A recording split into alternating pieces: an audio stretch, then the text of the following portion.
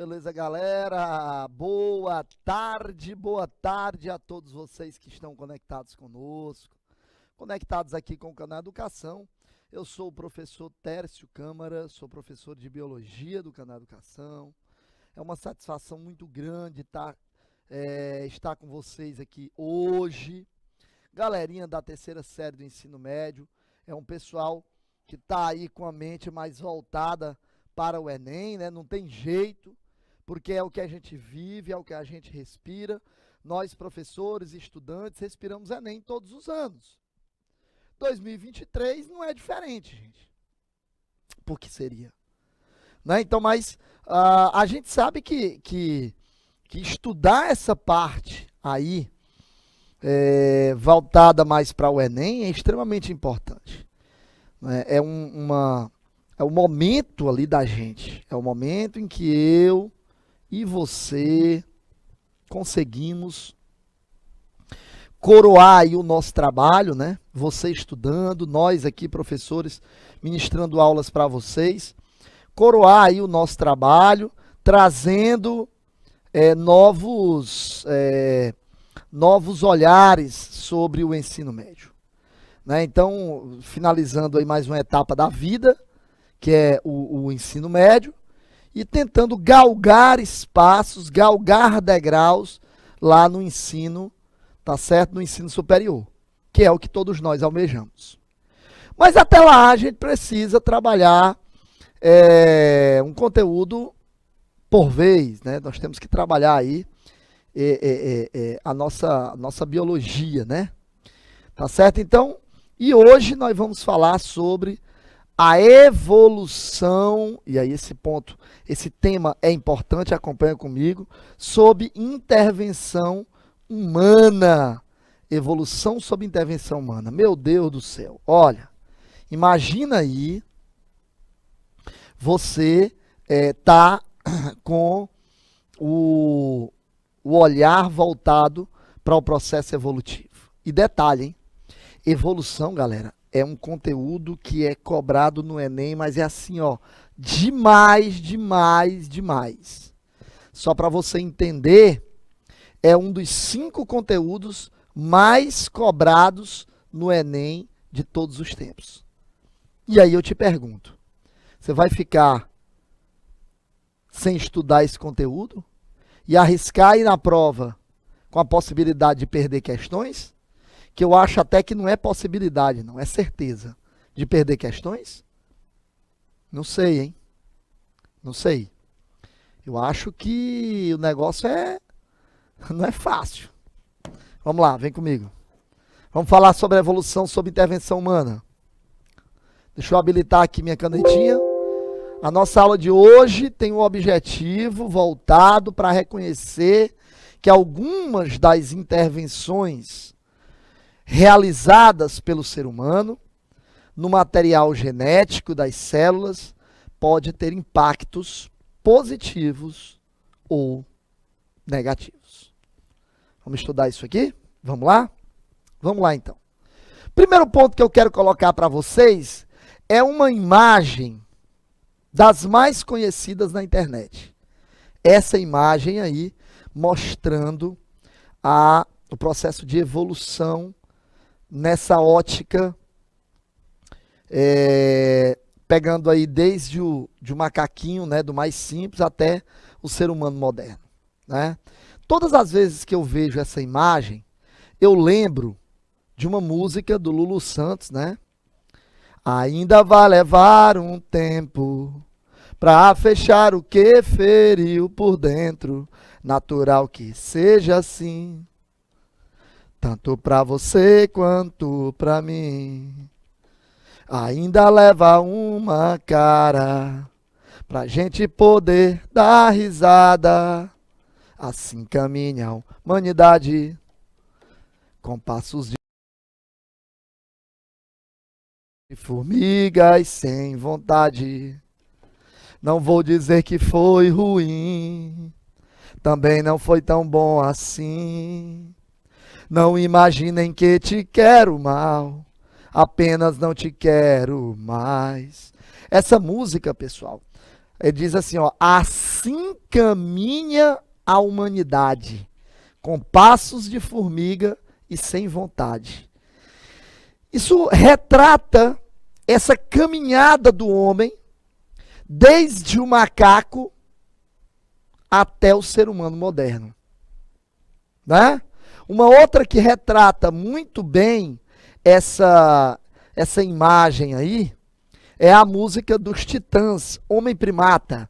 Desde os primórdios até hoje em dia, o homem ainda faz o que o macaco fazia. Eu não trabalhava, eu não sabia que o homem criava e também destruía. Olha lá, homem primata, capitalismo selvagem. Oh, oh, oh. Pois é, veja bem, o homem ainda faz o que o macaco fazia. Vocês estão percebendo que duas letras de músicas estão sempre atrelando o macaco ao ser humano, o ser humano ao macaco. Como se um tivesse vindo do outro. Como se um fosse a evolução do outro. Pois é, galera, pois é. Mas acontece que nada disso está correto. O ser humano não veio do macaco e o processo de evolução também não aconteceu dessa forma. Tá certo? Também não aconteceu dessa forma. Professor, então o senhor está querendo dizer que essa imagem aí está errada? É isso que o senhor está querendo dizer? É exatamente isso que eu estou dizendo. Não é o que... Não é o que eu estou dizendo. Não é querendo dizer, não. É o que eu estou dizendo. Eita, que eu na educação para ter figura. Janaína Lavoisier. Me mandaram uma mensagem aqui agora. Vamos lá. É isso que eu estou dizendo, galera. Eu estou dizendo exatamente que o ser humano não veio de macaco coisa nenhuma e de que o processo de evolução do ser humano não aconteceu desse jeito aí. O processo de evolução do ser humano aconteceu de outras formas e não dessa forma aí, tá? O macaquinho, depois o macaco um pouquinho maior, depois o macaco médio, depois o macacão, depois um primata, quase um ser humano, mas ainda um pouquinho de macaco, e por último o ser humano, e por último o ser humano moderno. Na verdade, o processo de evolução, como está colocado aqui, por anagênese, está errado. Várias razões. Primeiro, que o ser humano não veio de macaco. Segundo, que o processo de evolução do ser humano se deu em muito mais momentos de cladogênese do que de anagênese. Tá? Então tá tudo errado aí. Terceiro, porque se realmente o ser humano tivesse vindo do macaco, por que ainda existe macaco? Hã? Então, gente, ó, quanto a essa imagem aí que você está vendo, de ser humano vindo de macaco, etc e tal, e etc e tal, não faz sentido algum. Isso daí pode esquecer, está completamente errado. Tá bom? Show de bola, galera. Lindo, lindo, lindo e maravilhoso. Então tá aí. Dito isto, passada essa primeira fase, esse primeiro momento, vamos falar então do processo de evolução, falando um pouquinho sobre esse cara que você está vendo aí, esse rapaz cujos cabelos me dão inveja, né? Olha aí quantos cabelos, rapaz. Você sabe quem é esse cara aí? O nome dele, sabe quem é? Sabe não? Jean-Baptiste Pierre-Antoine de Monet. Jean-Baptiste Pierre-Antoine de Monet. Ixi Maria, professor, o senhor agora está falando é francês? É francês? Gente, Jean-Baptiste Pierre-Antoine de Monet, de fato era francês, né? Conhecido como Cavaleiro de Lamarck. A palavra Lamarck não é nome não, gente. É um título da nobreza francesa, comprado àquela época lá, como quem comprava aqui no Brasil antigamente, o título de delegado, né? Lembra? Hoje não, hoje se tu quiser ser delegado, vai estudar não, para tu ver se tu passa. Para tu não passar num concurso público, para tu ver se tu vai ser delegado algum dia da tua vida. Pois é. Então, aí, ó, Esse cara que vocês estão vendo aí é o Lamarck, né? E o que você está vendo aí, a teoria evolucionista proposta por Lamarck, eu vou já tratar com vocês aqui os principais pontos da teoria. Galera, antes do Lamarck, existia um cara que foi professor dele, chamado Conde de Buffon. O Conde de Buffon foi uma das primeiras pessoas a, vamos dizer, propor, né, que o processo de vida dos seres, de um modo geral, eles passam por alterações, por evolução, por mudança. Ao contrário do que diziam as ideias anteriores, que eram as ideias voltadas para o fixismo, de que eles não sofriam evolução coisa nenhuma. Os organismos são fixos, são imutáveis, nada de mudança, tem nada disso. E o Conde de Buffon, que foi professor do Lamarck, o Lamarck foi impressionado com essa ideia de evolucionismo. Rapaz, sabe que isso é verdade? Aí o Lamarck quis, evidentemente, deixar aí a sua impressão na ciência. E ele propôs, durante os seus estudos, três diferentes leis. Três diferentes leis.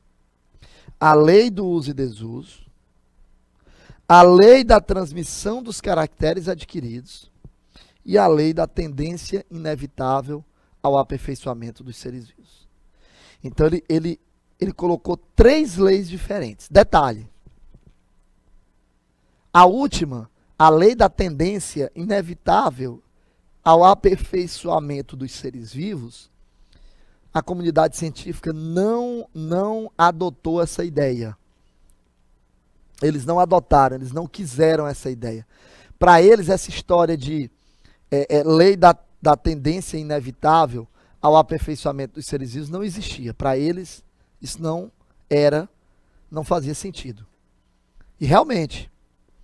Mas ficaram, né, a lei do uso e desuso e a lei da transmissão dos caracteres adquiridos. Ficou aí, portanto, essas duas leis. Bom, falando, portanto, sobre o nosso querido Lamarck. Deixa eu escrever aqui, ó. Lei. Oh, rapaz, travou aqui, foi? Deixa eu ver. Deixa eu ver aqui. Janaína, dá um jeitinho aqui para mim, por favor. Travou aqui o touch novamente. Bom, então, vamos começar. Lei do uso e desuso, né? Lei do uso e desuso e lei da transmissão dos caracteres adquiridos. Vamos falar, então, sobre esses dois tipos aí. Lei do uso e desuso, lei da transmissão dos caracteres adquiridos. Lei do uso e desuso quer dizer o seguinte, segundo Lamarck, né? Segundo o nosso querido Jean-Baptiste Pierre-Antoine de Monnet. Ele dizia que, segundo a lei do uso e desuso, todos os organismos, todas as características, vamos dizer assim, dos indivíduos, elas tendem, se o indivíduo utilizar uma determinada característica, uma determinada estrutura, essa estrutura tende a se desenvolver e se ele não utilizar, ela tende a atrofiar, tá? Então, utilizou aquela característica, se desenvolve. Não utilizou, ela atrofia. Então, esse é o grande detalhe.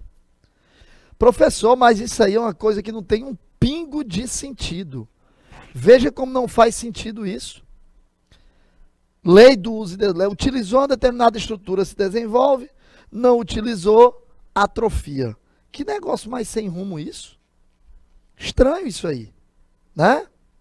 Isso aí realmente é muito estranho. Mas na verdade, gente, não é não.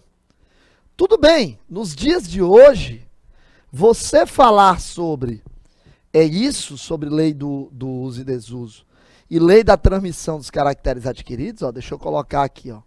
Lei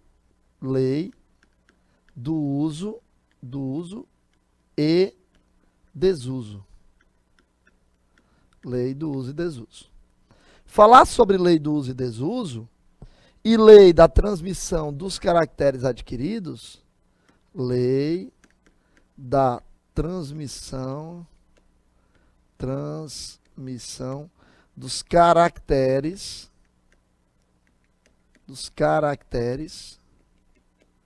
adquiridos. Lei da transmissão dos caracteres adquiridos. Falar sobre isso, gente, até que não tem tanta dificuldade da gente desmentir isso no dia de hoje, não. Não é difícil, aliás, de jeito nenhum, tá?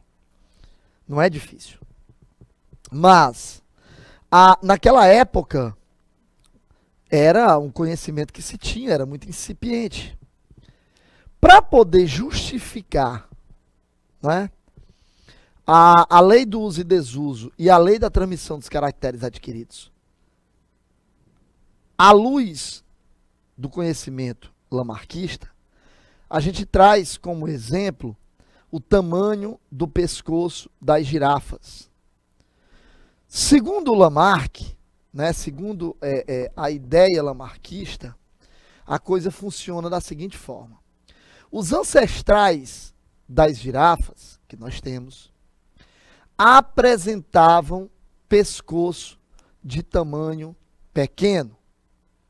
Os ancestrais das girafas que nós temos apresentavam pescoço de tamanho pequeno.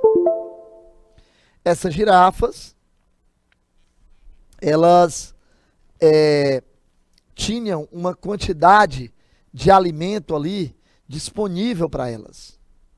Quantidade de alimento disponível. Quantidade boa de alimento, né?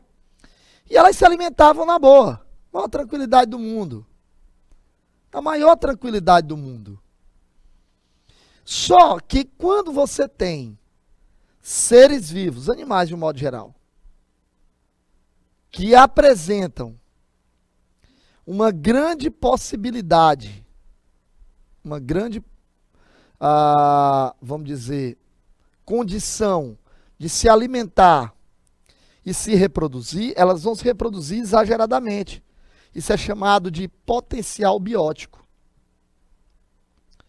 Essas girafas, assim como qualquer outro ser vivo que você possa imaginar, fazem isso. Aí, o tempo foi passando e a quantidade de alimentos disponíveis para essas girafas era pequena. A quantidade de alimento disponível era pequena. Muito pequeno. Foi ficando cada vez menor. E aí as girafas se viram na seguinte situação. Ou a gente estica o pescoço para alcançar alimentos em regiões mais altas, ou nós vamos morrer de fome.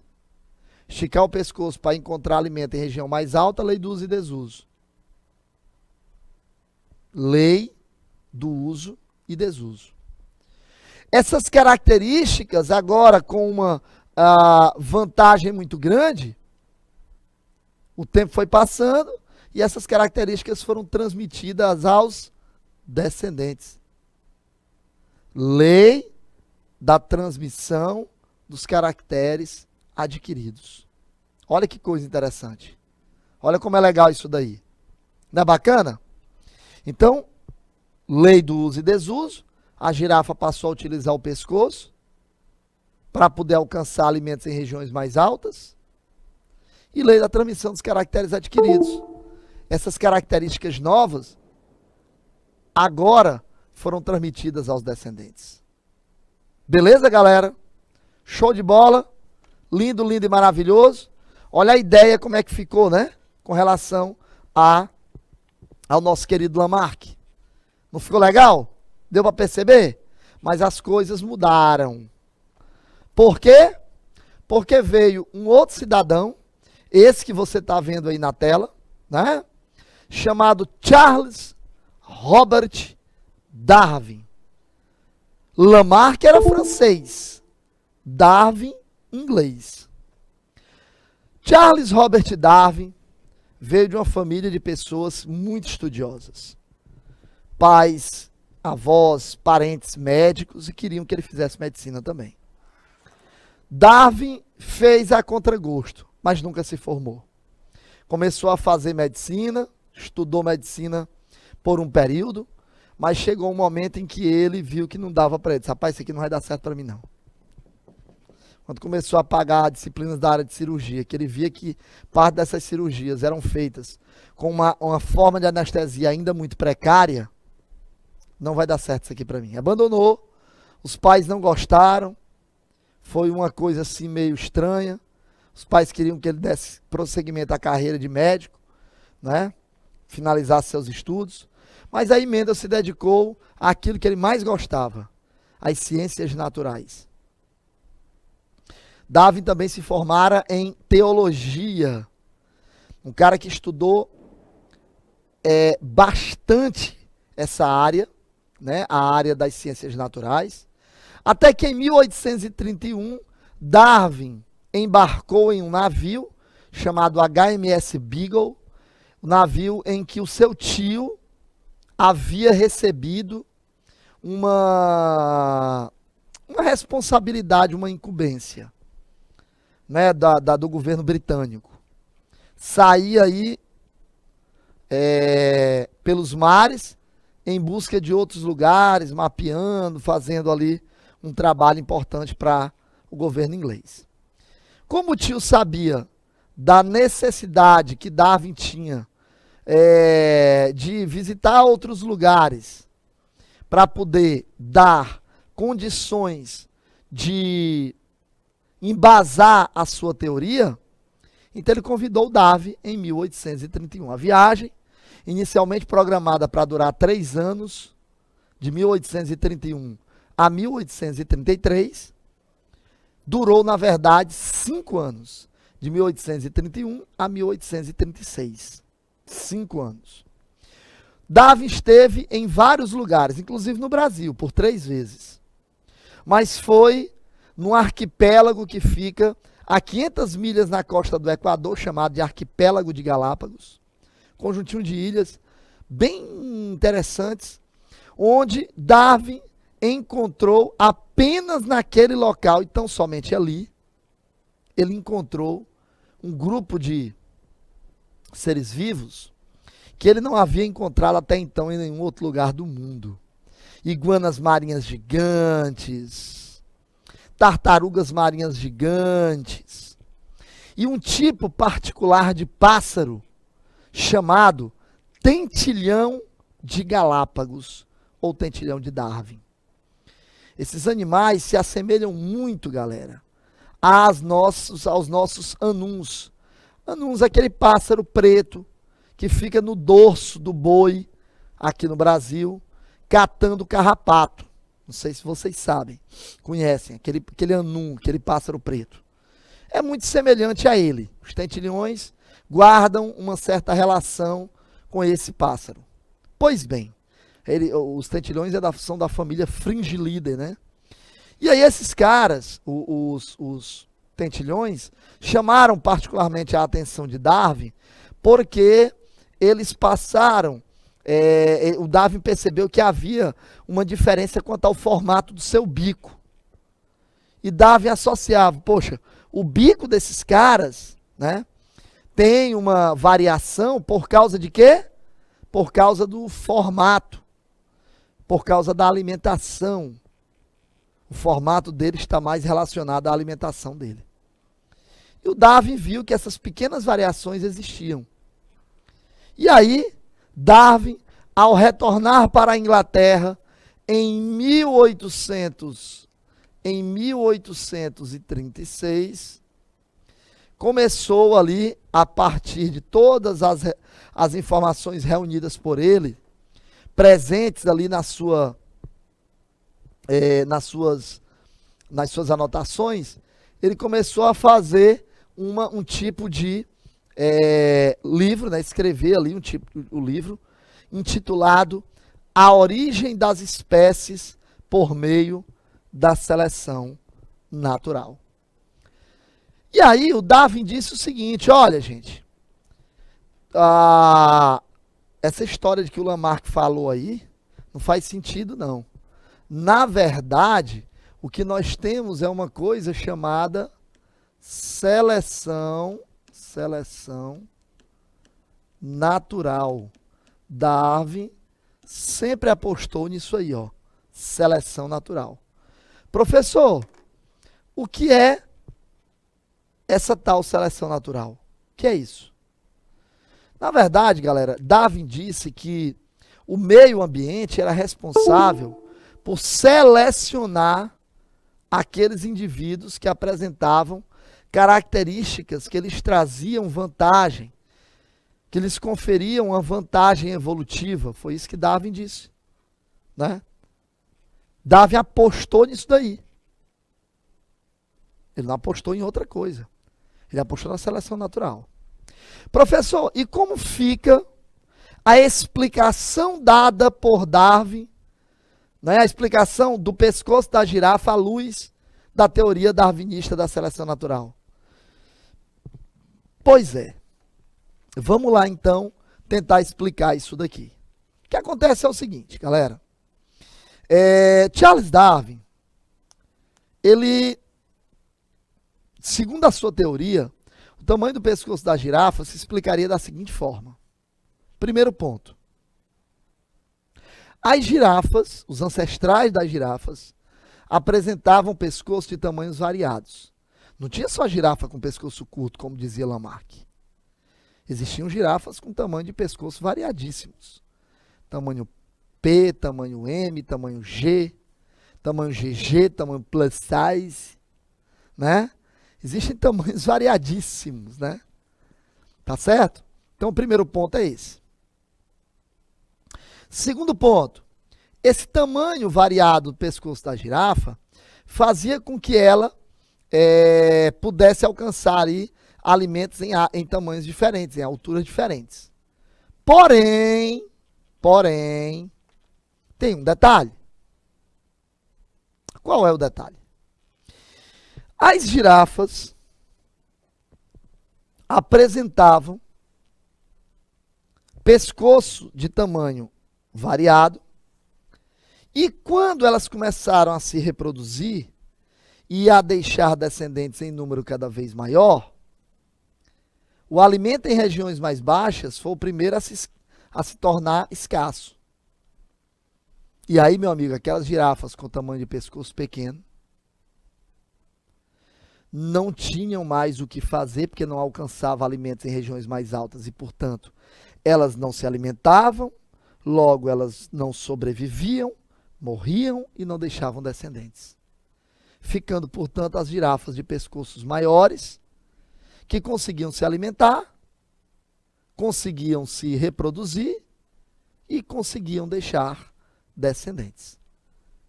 Nós estamos falando de uma coisa chamada seleção natural. Seleção natural. Beleza? Olha a explicação como é diferente. Percebeu aí? Vem comigo. Vem comigo, galera. Vem comigo.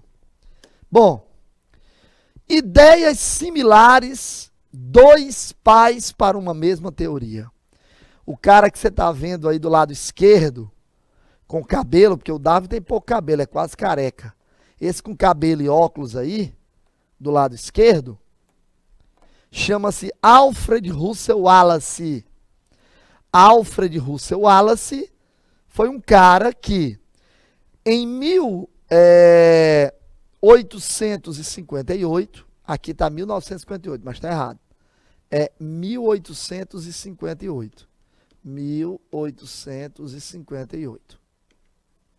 1858, Darwin recebe uma carta de um cidadão chamado Alfred Russel Wallace, dizendo, através desta carta, que ele chegou às mesmas conclusões que o Darwin, de maneira independente, dele, Darwin, e dizendo que reforçava, sim, tá, aquilo que Darwin estava propondo. Então, ele disse o seguinte, olha, isso aí que você tá dizendo, eu assino embaixo, viu? Isso daí que você está dizendo, eu assino embaixo. Porque eu acho que é isso mesmo, é exatamente desse jeito aí. Só que o Darwin já estava praticamente com o seu livro pronto e lançaria o seu livro em 1859, intitulado A Origem das Espécies, por meio da seleção natural, tá aí do lado direito, aqui, ó. The origin of species by means natural selection, né, por meio da seleção natural. E aí, em 24 de novembro de 1859, o livro A Origem das Espécies foi publicado. Gente, esse livro mudou completamente a ideia sobre evolução, sobre o processo, como a gente via, a forma como a gente via as espécies de um modo geral. Mudou completamente, totalmente. E aí, após o conhecimento sobre a teoria da seleção natural, lembra que nesse período Mendel também havia já ali publicado, nos primeiros momentos ali, o seu trabalho sobre genética. Entretanto, apesar de Mendel ter publicado o seu trabalho, infelizmente Darwin não teve contato com esse trabalho de Mendel, infelizmente. E aí, galera, tem um ponto importante aí. Sabe o que é? Exatamente porque Darwin não conseguiu ter acesso aos trabalhos de Mendel, foi que Mendel, a teoria darwinista, ficou faltando alguns pontos a serem explicados. Entenda, uma coisa é estar errada, a outra está faltando explicar, porque o conhecimento da época ainda era bastante incipiente, que foi o caso. Não é que a teoria darwinista está errada, mas na época ninguém tinha conhecimento sobre genética. Então nós estamos falando aí, gente, agora de uma teoria nova, chamada teoria sintética da evolução, ou teoria neodarwinista. Falando-se assim em neodarwinismo, dá uma impressão de que é um novo Darwin e que aquele que havia colocado todo o conhecimento em 1859, né, em novembro de 1859, estava errado, está totalmente errado, não tem nada a ver com aquilo que foi colocado. E não é verdade. O que acontece não é que nós temos aqui uma nova teoria darwinista. Nós temos uma teoria sintética, onde a base do processo dessa nova teoria é a seleção natural. Seleção natural continua sendo a base. A diferença agora está que eu tenho conhecimento sobre mutações e sobre recombinação gênica. Eu sei agora que as mutações são as grandes responsáveis por gerarem novas características. As recombinações, elas geram variabilidade. E aí, a partir do momento em que ocorre isso, gerar variabilidade, a mutação gerar novas características, você tem um processo de adaptação acontecendo, onde a seleção natural vai atuar sobre esse processo de adaptação, levando ao aparecimento de variabilidade. Quanto maior for a variabilidade, maior também será, ou maiores serão, as chances de sobrevivência desta espécie. Isso é a teoria sintética da evolução, que usa como base, aqui ó, a chamada seleção natural. Proposta por quem, professor? Charles Darwin. Tá certo? Então, cuidado para você não imaginar e pensar que a coisa é diferente disso. Professor, mas uma coisa é seleção natural. A outra é seleção artificial. Pois é, gente. Olhando para cá,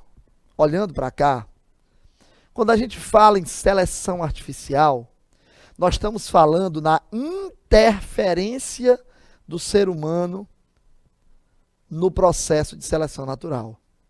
Você está vendo aqui um agricultor, né? Você está vendo aqui um agricultor. E o nome desse agricultor aqui é Paulo Dornelles. Olha aí, ó. Paulo Dornelles. Tá aqui, ó. Tá aqui o agricultor, Paulo Dornelles, né? O bichinho, rapaz, não quer ter trabalho, não. Parece mesmo com uma pessoa que eu conheço mesmo. Ó o Paulinho aí, ó. Olha aí o Dornellezinho, o Dornelinho aí, ó. E tá maguinho, rapaz, o bichinho. Vai já engordar, porque ele não vai mais... ele não vai mais se preocupar tanto com as espigas de milho dele aí, ó. Tá aí, ó. O que é que ele vai fazer? Paulinho Dornelles tem em sua cabeça um pensamento. Qual é o pensamento? Meu Deus, eu produzo milho. E os grãos do milho que eu produzo, as espigas são pequenas,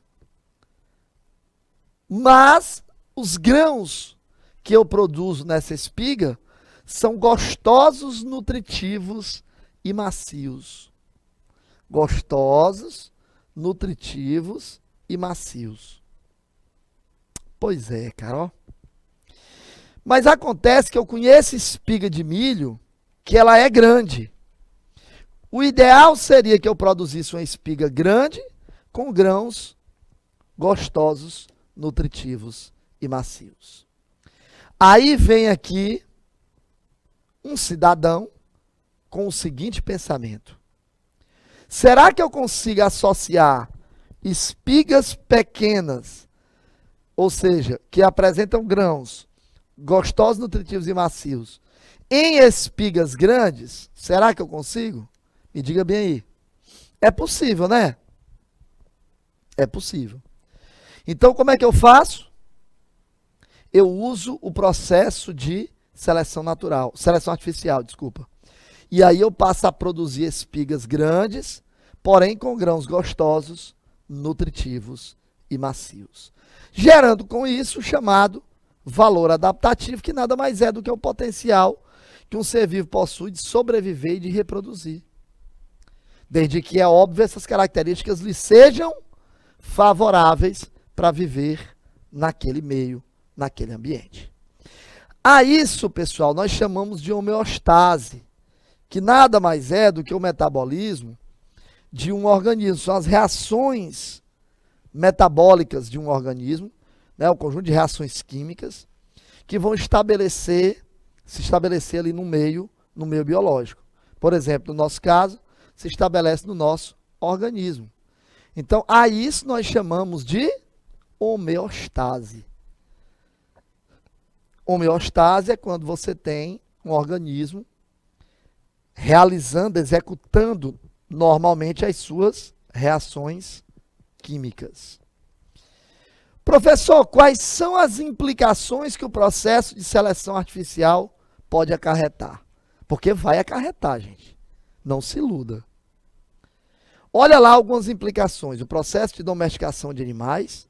Se tem uma coisa que você pode fazer de ruim para os animais, é domesticá-lo, porque do ponto de vista evolutivo, ele deixa de ter condições de sobreviver em ambientes naturais. Um outro caso clássico é a resistência bacteriana a antibióticos. A seleção artificial produz isso.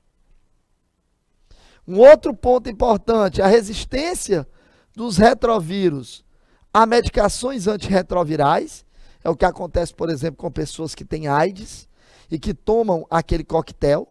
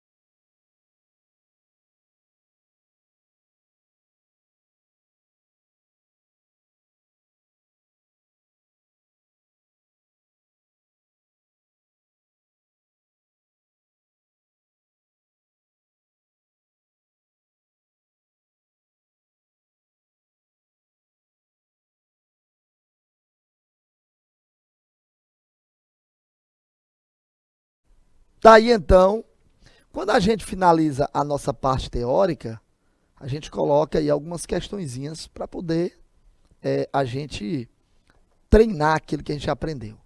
A primeira tá aí, ó. Em 1861, a sociedade não aceitou a proposta de Darwin. Lembra que ele lançou o livro em 1859, né? A qual sugeria que... O que Darwin sugeria que ele propôs, que ele colocou no livro dele em 1859? 2 minutos e eu volto comentando essa questão para vocês. Até já.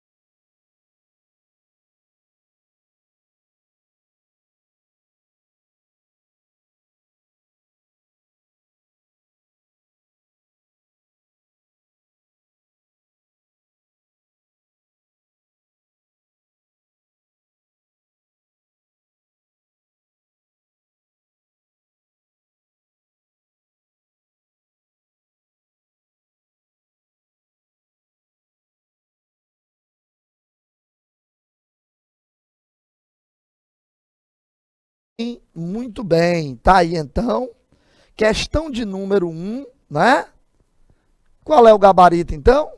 Letra B de bola. Os homens e os macacos possuiriam um ancestral comum. Acontece, gente, que na verdade Darwin nunca disse isso.